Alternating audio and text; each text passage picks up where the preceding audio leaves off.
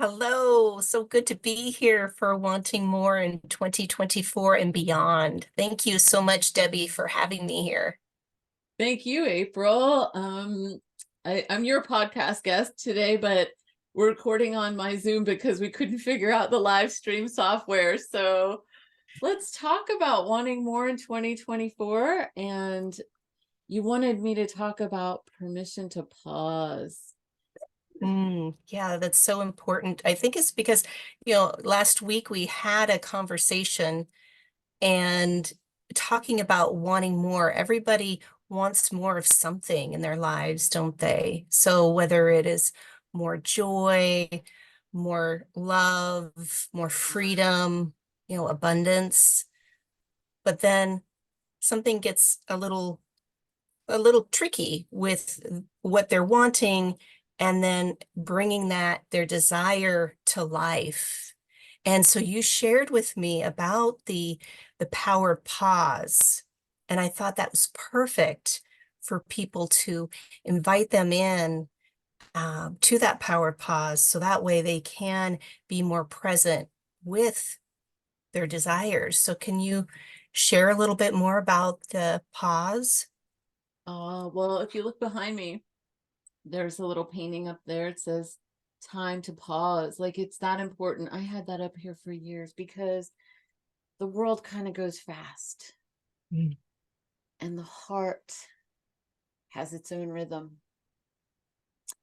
And when we want our lives to be guided by something that's more satisfying, something that's more true, more real, we want to be guided by our hearts.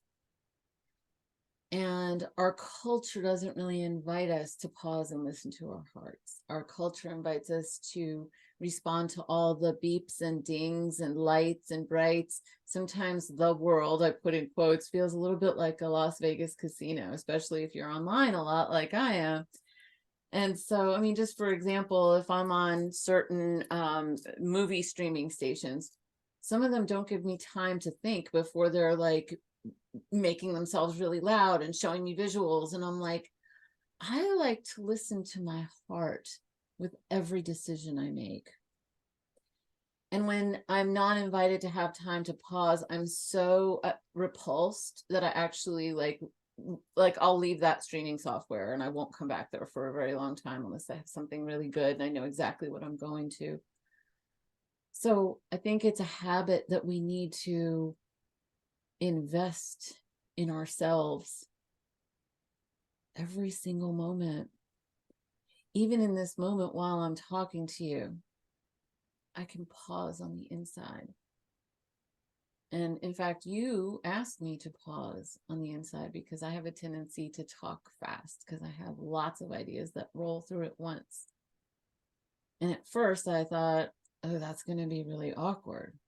But even now, as I'm doing it right now, I find myself more in the pace of my own heart. And that's what I want for the listener. That's what I want for you who's listening, watching this. I want you to feel more connected, even in this moment. You can be in the middle of a conversation with someone, and in the middle of a conversation, you go, oh, what is my heart feeling right now? What is my body feeling right now? How in tune am I with myself at this moment? Because when I'm in tune, I can listen to you more deeply, which is what is so important.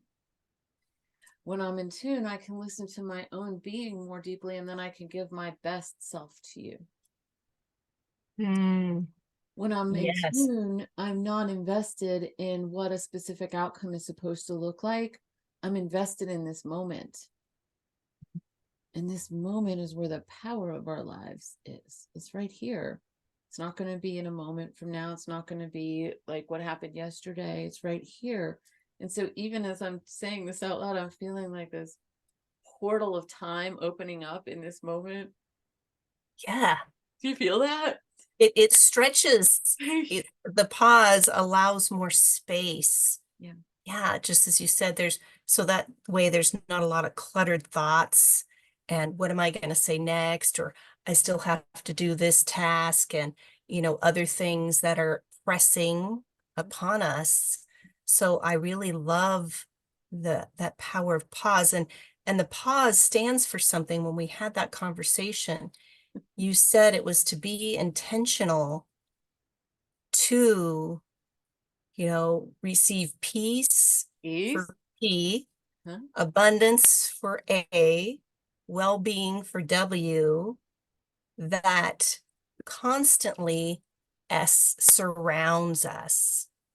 Peace, So abundance, and well-being that constantly surrounds us. So it's like PAWS. It's like a pop. yes, Yes. and the permission, I think also giving ourselves permission to pause, because we get so caught up in the mind and forget that we have this container, our hearts.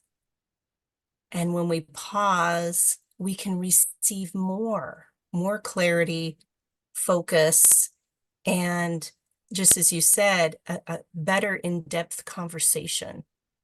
A better in-depth conversation with ourselves and with each other. Let's talk about some more benefits of it. When we take time to pause, what does that do to our stress levels or peace levels inside? Right? It's very calming. If you're a parent or you're in management or teacher or leader in any way, and you take time to pause, you own the room. And people trust that energy more than they trust a scattered energy. So that the benefits of just stress and leadership right there are are really strong. The other one that really touches me deeply, that I want every person who's watching to get, is that truth makes us feel strong and lies make us feel weak. Now, we're not always truthful with ourselves. I think most of us do our best to be. But when we're believing a lie about ourselves or someone else, we feel weaker. And when we believe truth about ourselves or someone else, we feel stronger. And I've noticed that sometimes I need to pause in order to access a deeper level of truth about myself or someone else. So I could be really aggravated with someone, and then I go, okay, from the deeper truth of my being, what do I know? From the deeper truth of my being, I know this person is doing their best. From a deeper truth of my being, I know that there's certain circumstances that are going on that are driving them crazy. Now, that doesn't mean I make excuses for people. Sometimes the deeper truth of my being, I can say, I know this person is really narcissistic, and I can predict their behavior in a way that I can see their abuse in advance. And if I can see somebody's abuse in advance, that it's not about it's not about the actual thing that you perceive. It's about perceiving from a place that's your deepest level of truth. So you could even have a conflict between, okay, psychologically, I see this person as a real jerk, but spiritually, I see that this person is a real divine human being. I have a choice to make depending on how close I am to them and how close I want to be. I love Brene Brown's statement. I'm going to teach you a trick too that she taught. Brene Brown is a teacher. If you haven't seen her TED Talks on shame and vulnerability, check them out. Time to pause. She says, what boundaries do I need to have in place in order to be most generous with you? I said it a little bit differently than she does, but it's kind of like that. What boundaries do I need to have in place in order to be most generous with you? So if I see that somebody is, let's say, abusive, the boundary that I need to have in place might be, I'll have them in my prayers, but I won't have lunch with them. So it's like taking the time to pause takes us out of reactivity and puts us in power. So the trick that Brene Brown said was she had a habit of saying yes to people too quickly.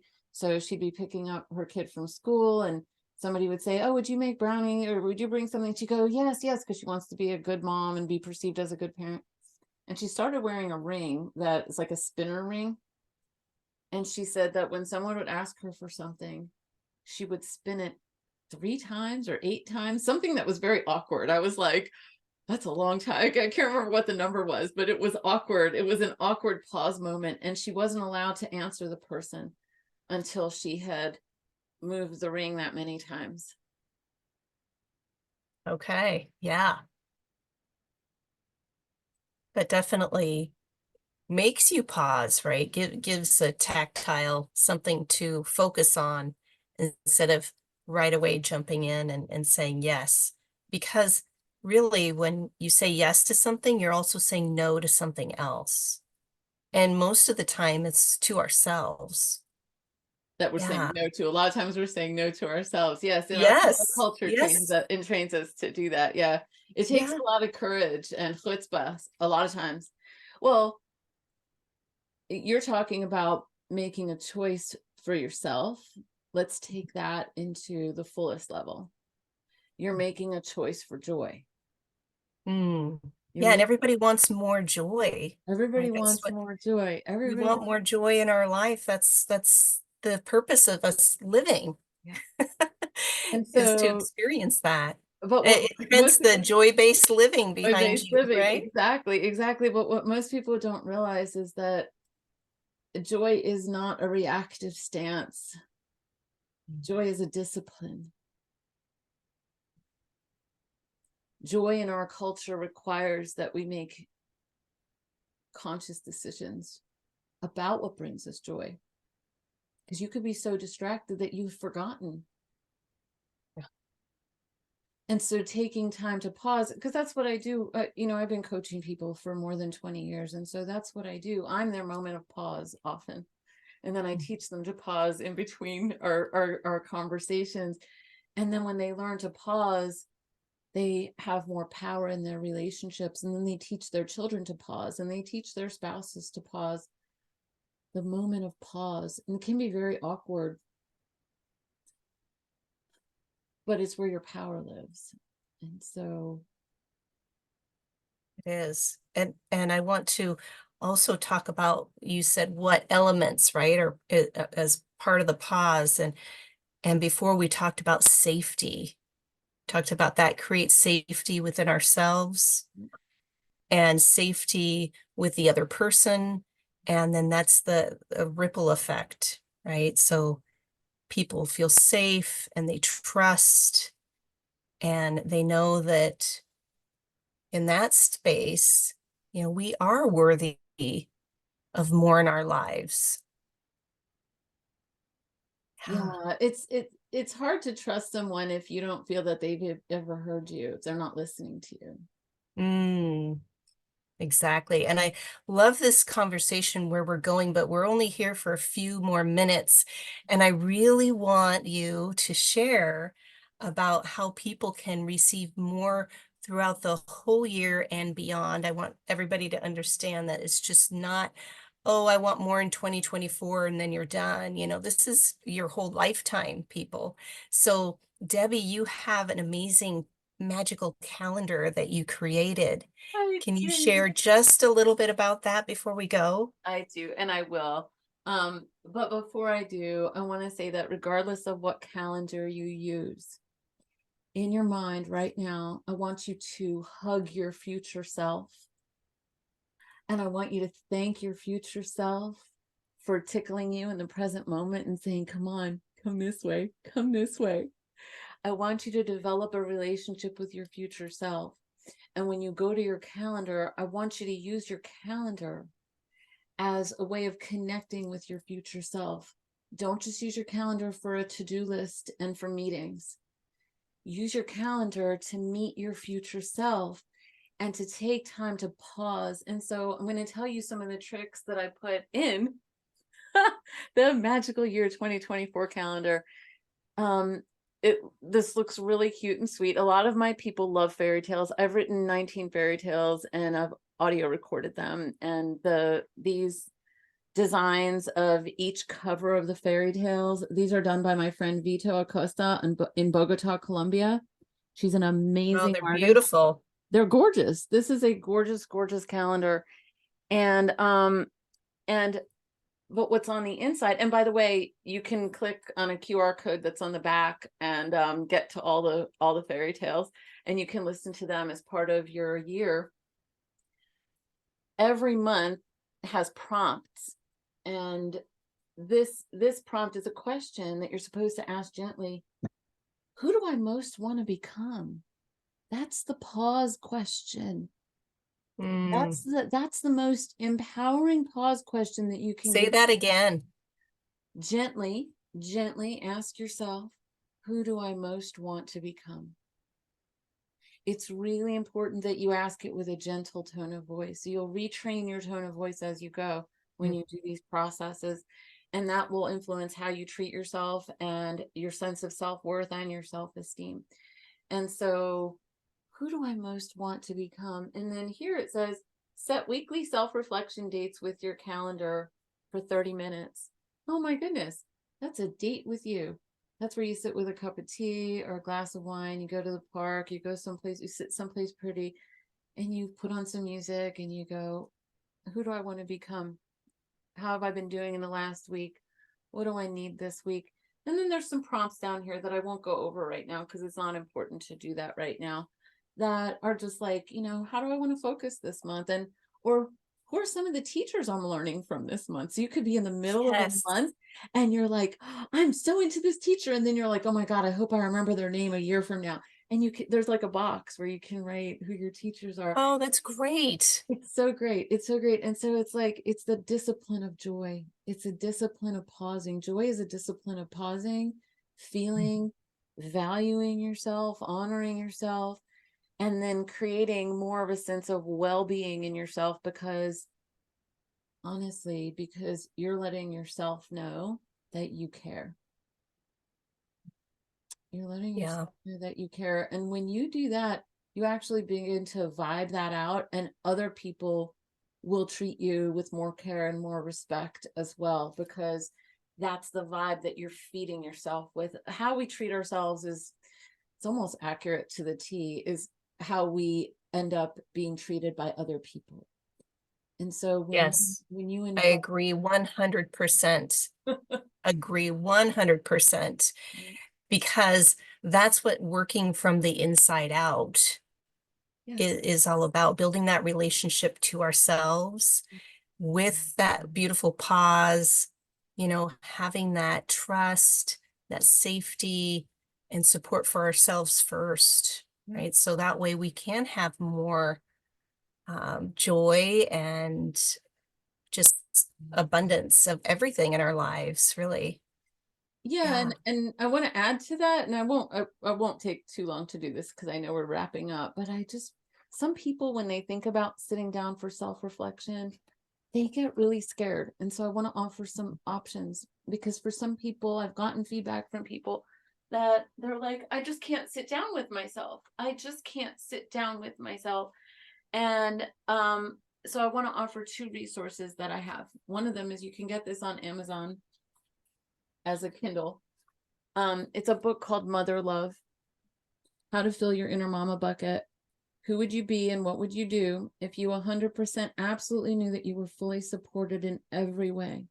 Like, seriously, if you have a hard time sitting with your calendar and making a date with yourself to do that, please check this book out. Like, seriously, it'll change your life. I've had people tell me that Yeah. they woke up in the middle of the night, they read this book. You can read it in like 15 minutes, 20 minutes, and it just filled them. And then the other thing is that at along with the magical year calendar, I created a magical year masterclass, and you don't have to have my calendar to do it. The masterclass is a 2.5 hour class that will teach you how to be present with yourself, with your calendar. And my favorite testimonial so far is that one person who couldn't sit with herself got the Mother Love book, and then she watched the class, and then right after the class she purchased the calendar, and she had said to me, I can't sit with myself. I can't sit with Mhm. myself for self-reflection. And now she's learning how. And honestly, that made my day. What I really want for every person who's watching is to have a better relationship with yourself, whether it's with the stuff that I'm sharing or what April's sharing or anybody, like, that you're just like, okay, I have time to pause with myself. I care about myself. I care about my future. And I feel my future caring about me. Mm. Yeah, it's just a beautiful small step, right, towards the next version of you. As I say, we're getting ready to get ready to get ready, and life's all about growth and expansion. So this is why we're here, for wanting more in 2024 and beyond. And I'm so happy, no pun intended, Debbie, that that you're here with Happy me. Cohen. Happy is my middle name from birth for I me. know. And I'm very grateful for those of you who are watching. We're going to include links in the description for this. So that way you can reach out to Debbie, you can purchase that calendar if you have any questions, and also for my podcast series, Wanting More in 2024 and Beyond. Yep. So thank you Awesome. for tuning in. Thank you, Debbie. I Thank so you so appreciate much, you, my April. I friend. appreciate you too. I love what you do. Thank you. Bye. Well, bye-bye.